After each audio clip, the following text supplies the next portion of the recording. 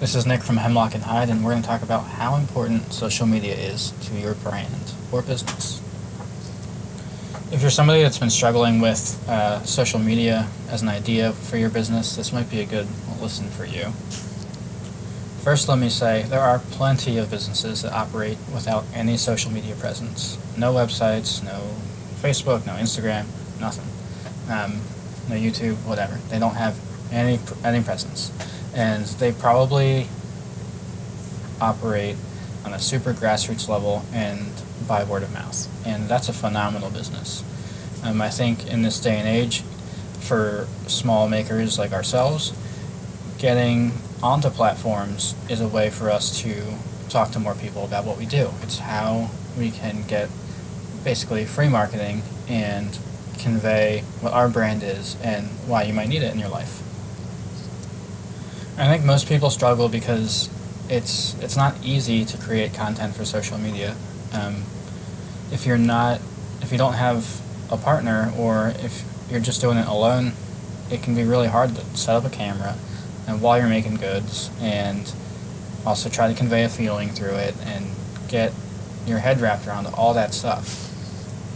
But I will say, if you can nail it, it's going to be such a great investment in your business, and it'll allow you to grow your customers and your following and your reach and all that stuff, and then hopefully it'll end up with some sales.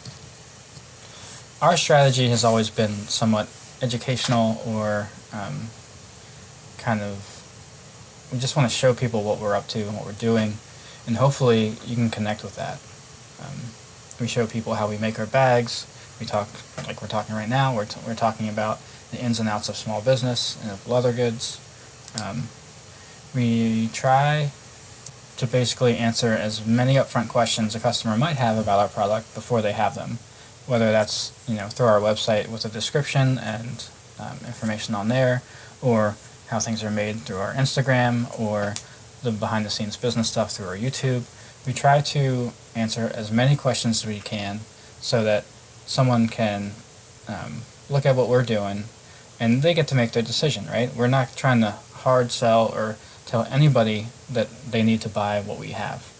We want them to want what we have, and then they buy it. So to me, this is what social media kind of allows you to do. You can post your pictures, your videos, show behind the scenes, and then you're able to connect with people on a different level. And I'll say right now, we would never be where we are right now without the help of social media. We were so fortunate.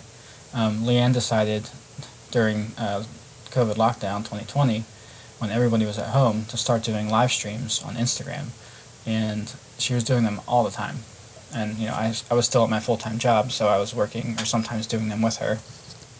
But what we found was people really like to see the behind the scenes. They like to see people making stuff.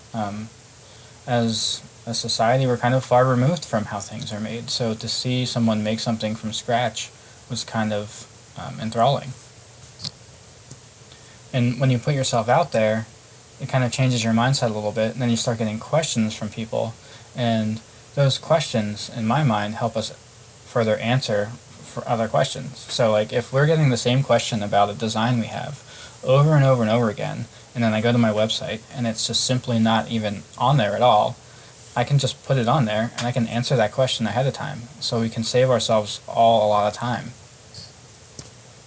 I view it as like a listening tool. So whatever messages we're getting from all of you, we're listening and we want to listen. And that helps us just push forward and figure out if the direction we're going is the right way. Because we do have a clear vision of our business, and we have things we want to do.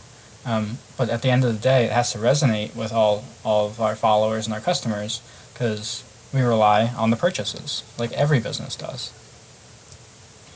So I think for social media, it's probably best to have a couple different types of content. So for us, what I like to do is we take photographs, we do videos of behind the scenes, and then we do stories, or reels, or whatever. You'll probably find our photography and our posts around photography are more static. They're just informational. They're thank yous to people. They are photo shoots. They're things of that nature. For like reels or for reels or shorts, it's kind of just the behind the scenes of making a product, sometimes start to finish, sometimes in pieces, sometimes as compilations, kind of just eye-catching things so that people understand that we make these things here, we love what we do, and take a look at it. We've been giving a lot of thought to like an educational piece that could be part of those things as well, including like tips and techniques of leatherwork and stuff specific to what we do. And then we kind of use stories as a way to be more in the moment. Obviously those things go away in 24 hours, so they're not like super static. So we can ask questions of our audience, we can engage them that way, we can do short videos of like what we're up to, or if we're traveling or doing something, things that are kind of additional behind the scenes that also connect with our audience. And then we do weekly live streams, which is probably, if it feels like the biggest commitment in my mind. It's almost, we've been spending almost 2 hours with Q&A and just kind of updating people on where we're at. But it's been super fun to, field questions about people starting their business, new to leatherwork, or have been doing it for a while and just have questions. People ask leather questions, they have business questions, they ask about our family, ourselves, and it's just a chance for us to connect with people in a way that the other kind of forms don't really allow. I wouldn't say the amount of live streams we do is excessive, but it's probably more than most people could handle. It's definitely a process to get used to, talking live to people on camera. And most people probably won't even show their faces on camera. And I think that's something that if you can get over, will be super beneficial for you. Because again, it always comes back to trying to connect with your audience. And if they see you and your face and your expression, and that you want to help them, they're going to connect deeper with you. And you're answering their questions. You're connecting. And that's what it's all about. So that can really feel like a lot, especially if you're all alone by yourself making your stuff, and you have this big beast of social media on your back, and you're like, man, how do I do it? How do I do all of it? My first piece of advice is don't do necessarily extra stuff. Just try to capture what you're already doing. You don't want to just create content to create content. It's got to be, in my opinion, it's got to be authentic. It's got to be what you're up to. And don't be afraid of messing up or looking stupid or whatever. We look dumb all the time. Like, I'm dumb right now. I don't even know what I'm doing. But people want to see like the behind the camera, the behind the scenes stuff. They want to know that they're interacting with a human person. Especially since AI is going to take over the world. If you can plan it out, and if you have a really great friend that can help you do this and do some video for you, you can kind of block some content that way, where maybe they come with you for a day and you're able to get and knock out a bunch of stuff that you can use, like multi-purpose. I also feel that it's really in your best interest to get good at one platform and get really good at one platform before you move on to others. That way you have an audience that you can keep sending your stuff to, that they love, that they're interacting with you, and then when you can slowly build it on another platform if you want. Because you have to find out where your audience is and if you're on the right platform or not. So we've found success on Instagram and YouTube and TikTok. So all the video type content does well for us. But to be clear, we basically started on Instagram and have our biggest following there. And then we kind of did TikTok as like, let's see how this goes, and it was okay, it was good. And then now we're jumping onto YouTube because we feel that has like a better, like, long educational piece. Like, we can do longer videos, we can show people more stuff, we can talk longer than the other platforms. So basically you want to find what platform makes sense for your audience and then leverage that the best you can. It's going to take some time. It took us quite a while. Obviously, you can do advertisements on each platform if you want to.